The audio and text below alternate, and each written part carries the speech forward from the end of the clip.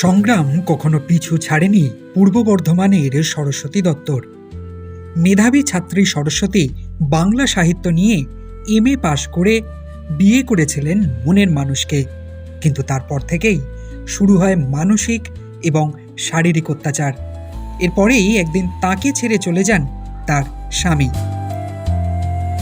পরিবার বলতে এখন তার 2 সন্তান। এই সন্তানদের জন্য তিনি আবার লড়াই শুরু করেন। প্রথমে সেলাইয়ের কাজ বা বিউটিশিয়ানের কাজ করতেন, কিন্তু খরচ বাড়তে থাকায় এই কাজ করে সংসার চালানো খুব কঠিন হয়ে গেল। তখন বাধ্য হয়ে খাবার রান্না করে বিক্রি করা শুরু করেন তিনি। তবে এই ব্যবসা শুরু করার পিছনেও একটা গল্প আছে।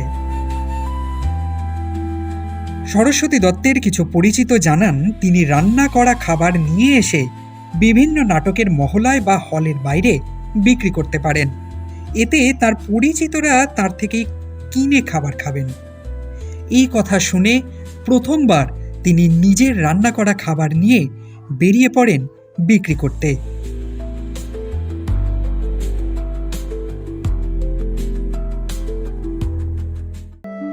এখন একটা পুরনো ভ্যান কিনে সেটাতেই খাবারের পসরা সাজিয়ে বসেছেন তিনি।